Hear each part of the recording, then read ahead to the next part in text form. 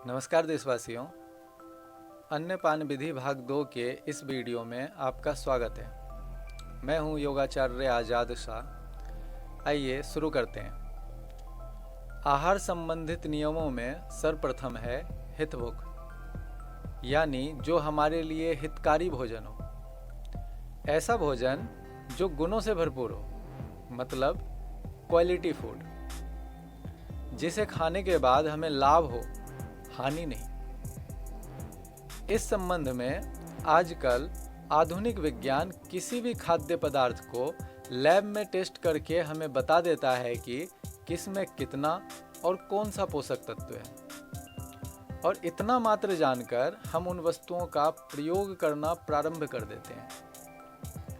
लेकिन यह प्रश्न है कि क्या इतना मात्र जानकर किसी भी खाद्य पदार्थ को खाने से हम स्वस्थ रह सकते हैं या अपने किसी भी रोग को दूर कर सकते हैं? क्योंकि आयुर्वेद अपने बताए गए नियमों के आधार पर एक स्वस्थ व्यक्ति को स्वस्थ बनाए रखने एवं एक रोगी के रोगों को दूर करने तक की बात करता है। लेकिन अभी के समाज को ये असंभव सी बातें लगती है। सच्चाई यही है। आयुर्वेदिक आहार के नियमों को अपनाकर स्वस्थ रहना और अपने रोगों को दूर करना, हम इन लक्ष्यों से कोसों दूर हैं, जबकि यह 100% सत्यापित सत्य है।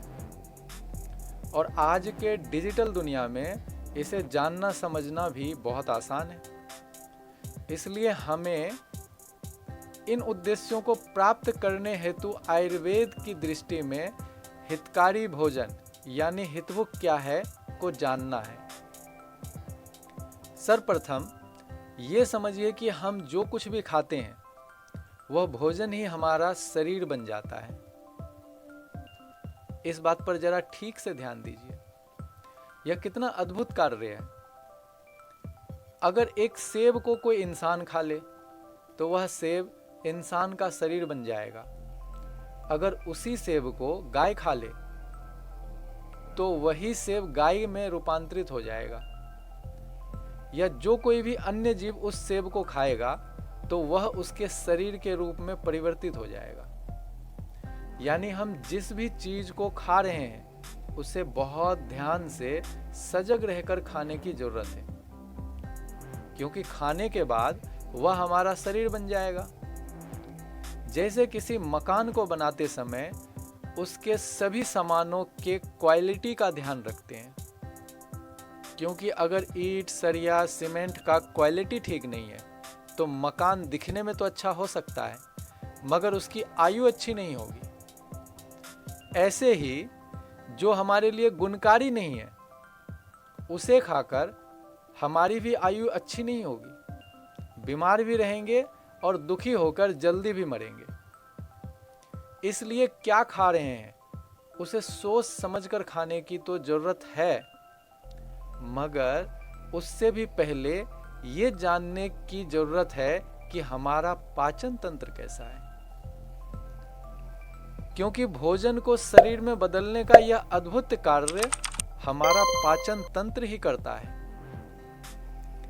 जैसे ईंट, सरिया, सीमेंट तो बहुत अच्छा हो मगर इन सामानों से मकान बनाने वाला कारीगर अच्छा ना हो तो सोचिए कि क्या होगा।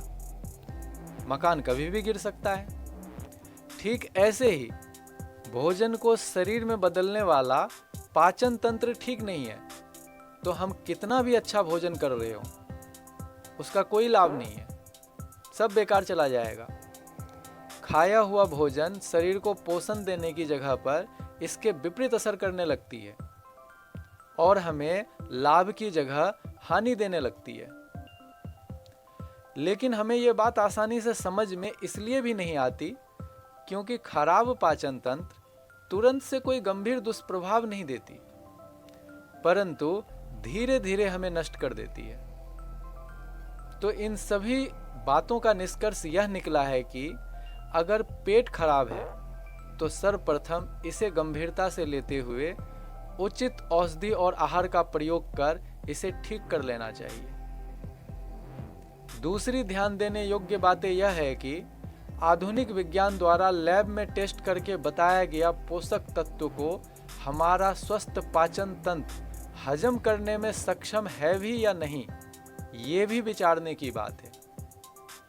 जैसे हम डीजल की गाड़ी में पेट्रोल नहीं डाल सकते, क्योंकि डीजल गाड़ी का इंजन पेट्रोल के लिए नहीं बना है, इसलिए डीजल इंजन पेट्रोल को ऊर्जा में परिवर्तित नहीं कर पाएगा, चाहे विज्ञान लैब में टेस्ट करके पेट्रोल को डीजल से अच्छा ज्वलनशील पदार्थ बता रहा हो।